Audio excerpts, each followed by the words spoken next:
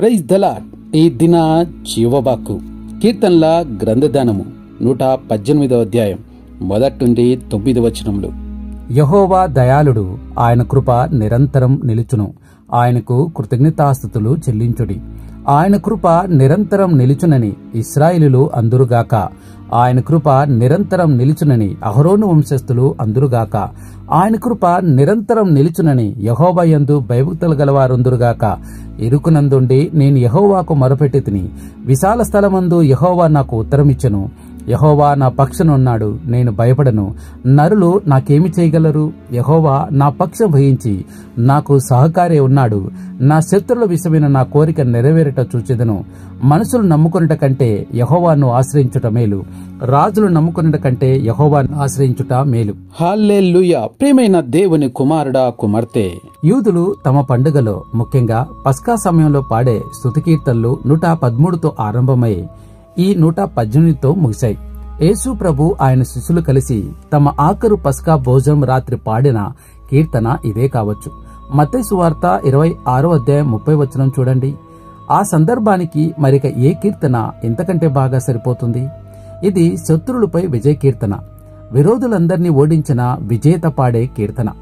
చివరి పస్కా తర్వాత యేసుకు సంబంధించిందంతా కొద్ది కాలానికి ఓటమిలాగా కనిపించినప్పటికీ అది తాత్కాలికమే. మనుషులు తునీకరించి తీసి పారవేసిన రాయి సజీవంగా తిరిగి లేచి కొత్త ఒడంబడిక సంఘానికి ముఖ్యమైన మూలరాయి అయ్యాడు మన ప్రభు రక్షకుడిన యేసుక్రీస్తు.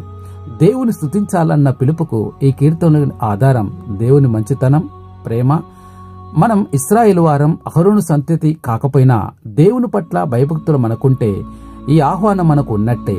బైబిల్లోని దేవుడు మంచివాడు. ఆయన స్వభావం మంచిది, ఆయన ఉద్దేశాలు మంచివి, సంకల్పాలు మంచివి, ఆయన చర్యలు మంచివి. ఆయనొక్కడే పరిపూర్ణంగా, సంపూర్ణంగా, శాశ్వతంగా మంచివాడని మార్కు సువార్త 10వ అధ్యాయం 18వ వచనం తెలియజేస్తున్నది. ఆయన కృపామయుడు, శాశ్వతంగా అలానే ఉంటాడు. యేసు ప్రభును సిలువేసిన సందర్భంలో జరిగిన సంఘటనలు దేవుని మంచితనాన్ని, కృపను చూపినంత స్పష్టంగా మరేది చూపలేదు.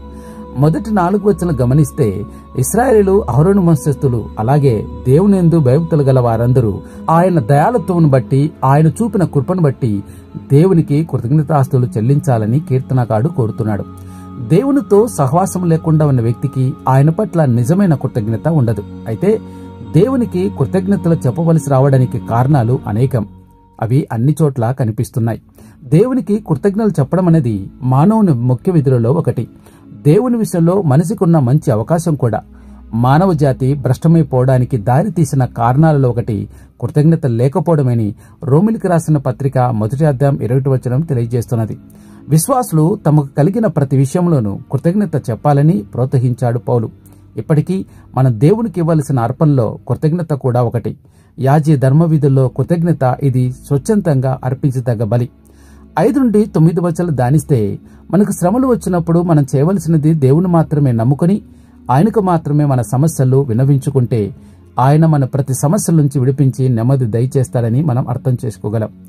ఒకసారి దినవృత్తాంతంలో 2వ గ్రంథం 14వ అధ్యాయం చదివితే అక్కడ మనకు యూదా రాజైన ఆసా జీవితం కనిపిస్తుంది. యూదా మొదట్లో దేవుని సన్నిధిలో సరిగ్గానే ప్రవర్తించాడు. 7వ వచనంలో ఆసా యూదా వారితో ఇలా అన్నాడు: మనం యెహోవాను వెదికి అనుసరించాం గనక ఈ దేశం ఇంకా మన స్వాధీనంలో ఉంది. ఆయనను వెదికి అనుసరించ గనక ఆయన మనకు అన్ని వైపులా నెమ్మది కలిగించాడు.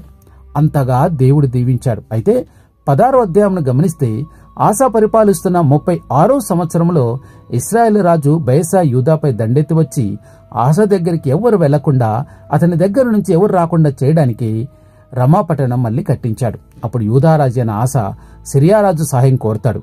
దేవుని దగ్గర విచారించడు, మనుషుల సహాయం కోరుతాడు. దిరుగుదర్శన హానాన్ని దేవుడు పంపించి హెచ్చరించిన మార్పు చెందాడు. అతని పాదంలో జబ్బు పుట్టింది. 2 సంవత్సరాలు దేవుడు అవకాశం ఇచ్చినా మార్పు రాలేదు. ఆఖరికి ఆ జబ్బు కారణంగానే చనిపోయాడు. గమనించారా? దేవుడు నమ్ముకున్నప్పుడు ఆశ బాగా ఉన్నాడు, కానీ మనుషులు నమ్ముకున్న తర్వాత చెడిపోయాడు. ఆఖరికి దీర్ఘదర్శి అయిన హనానిని చెరసాల్లో వేయించాడు. కాబట్టి మనం మనుషులు నమ్ముకొనక, రాజులను, అధికారులు నమ్ముకొనక ప్రభును మాత్రమే నమ్ముకుందాం. మన సమస్యలను ఆయనకు మాత్రమే వినియోగించుకుందాం. దేవుడి కొద్ది వాక్యాలు దీవించునుగాక. ప్రార్థన చేసుకుందాం. మా ప్రియ పరలోకపు తండ్రి, ఇంతవరకు నీ వాక్యం ద్వారా మాతో మాట్లాడిన ప్రతి మాటను బట్టి నీకు స్తోత్రములు ప్రభువా. తండ్రి, ఇదిగో ప్రభా, నువ్వు చూపిన కృపలకై, నీ దయాళుత్వానికై అయ్యా నీకు ఎల్లవేళలా కృతజ్ఞతాస్తుతులు చెల్లించవలసిందే. తండ్రి, నీ యందు భయభక్తులు కలిగినటువంటి వారు ఒకరేమిటినైనా ప్రతి ఒక్కరూ కూడా తండ్రి నీకు కృతజ్ఞతలు చెల్లించవలసిందే. అవునైనా మేము ఇరుకులో నుండి నీకు మొరపెడితే విశాల స్థలమందు అయ్యా మాకు ఉత్తరం ఇచ్చావు. అయ్యా తన ప్రతి సమస్య నుంచి విడిపిస్తున్నావు. అయ్యా తను ఈ సమస్య తీరలేదు అనటానికి లేదు నాయన, ప్రతి సమస్య నుంచి మా మేలు కొరకే సమస్య జరిగిస్తూ వస్తున్నారు. తండ్రి నీకు వందనాలు, స్తోత్రములు. తండ్రి, నువ్వు మా పక్షానుండగా తండ్రి మేము దేనికి ఎవరికి భయపడవలసిన అవసరం లేదు. ఎవరు మమ్మల్ని ఏమి చేయలేరు. నువ్వు మాతో ఉన్నావు. తండ్రి నీకు స్తోత్రములు ప్రభా. అవును తండ్రి, నువ్వు మా పక్షమును వహించి మాకు సహకారే ఉన్నావు కాబట్టి అయా తండ్రి, శత్రువులు తండ్రి మమ్మల్ని చూసి పారిపోతాడు. అయా సాతాను ప్రభా తండ్రి, నువ్వు మా పక్షాన ఉన్నావని తెలిస్తే మా దరిదాపులోకి రాడు. నైనా నీకు వందనాలు, స్తోత్రములు తండ్రి. అందుకే నైనా మేము మనసులు నమ్ముకొనక నిన్ను మాత్రమే నమ్ముకొని నిన్ను మాత్రమే ఆశ్రయించుట కృప చూపించండి. రాజులు నమ్ముకొనక, అధికారులు నమ్ముకొనక నిన్ను మాత్రమే నమ్ముకొని నిన్ను మాత్రమే ఆశ్రయించుటకు మాకు నేర్పించండి. ఈ రోజుల్లో ప్రభా తండ్రి, అనేక మంది ప్రభా తండ్రినైనా డబ్బు మీద ఆధారపడుతున్నారు, అధికారం మీద ఆధారపడుతున్నారు, మనుషులను నమ్ముకుంటున్నారు, బంధువులను, స్నేహితులు నమ్ముకుంటున్నారు. సమస్య వచ్చి వారి దగ్గర పరిగెత్తుతున్నారు. వారు కాదు పో అంటే తండ్రి ఇక చేసేదేమీ లేక తరువాత నీ దగ్గరికి వస్తున్నారు. అయ్యా ఎంత విచారకరమైన విషయం. అయ్యా తండ్రి, మేము ఎవరైనా సరే తండ్రి ఏ సమస్య వచ్చినా మొట్టమొదట రావాల్సింది, ఆశ్రయించాల్సింది నీ పాదాలనే. అప్పుడే మా జీవితాలు బాగుంటాయి. తండ్రి, మేము ఈ సత్యాలను తెలిసి కూడా కొన్నిసార్లు పొరపాటు చేస్తున్నాం. అయ్యా తండ్రి, మాకున్న ఈ శరీర బలహీనతలను బట్టి అయ్యా మేము చేస్తున్న ఈ పొరపాట్లను దయతో మన్నించండి. అయ్యా నువ్వు చేసిన మేలును బట్టి ఎల్లప్పుడూ కృతజ్ఞతలుగా ఉంటూ అయ్యా తన మనసును ఆశ్రయించక నిన్ను మాత్రమే ఆశ్రయిస్తూ ముందు కొనసాగటం నీ కృప దయచేయమని అడుగుచుంటున్నాం. ప్రేమగల తండ్రి, నమ్మదగిన దేవా, నీకే కృతజ్ఞతాస్తుతులు చెల్లిస్తూ ఉంటున్నాం.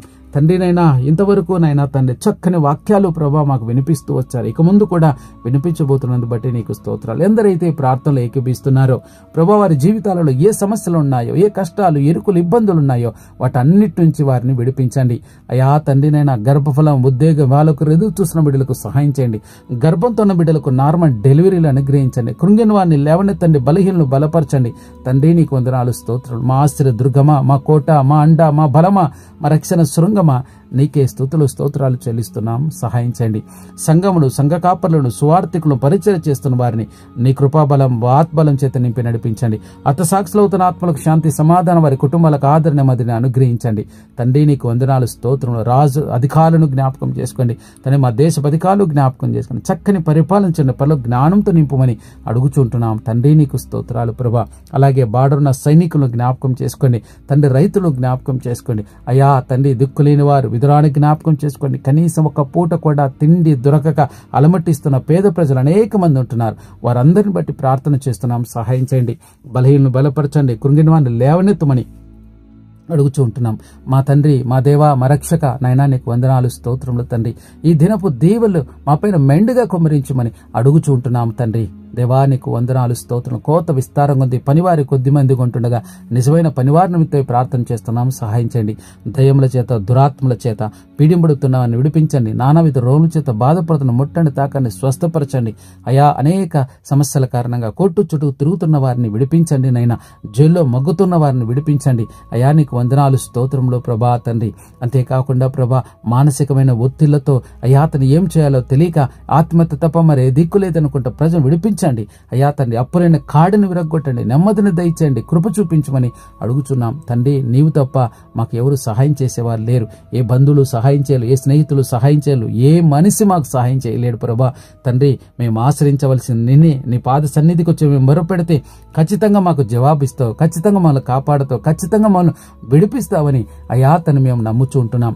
ప్రేమగల తండ్రి, నమ్మదగిన దేవా, కృపగలిగిన తండ్రి నీకు వందనాలు, స్తోత్రం. మా ఆశ్రయ దుర్గమ, మా కోట, మా అండ, మా బలమా, నీకే స్తుతులు, స్తోత్రాలు చెల్లిస్తున్నాం. సహాయం చేయండి. అలాగే తండ్రి, ఈ దినం జన్మదినాలు, వివాహ దినాలు జరుపుకున్న బిడ్డల యొక్క జీవితాల్లో మీరిచ్చిన నూతన దయాక్రీటాలను బట్టి నీకే స్తుతులు, స్తోత్రాలు చెల్లిస్తుంటున్నాం.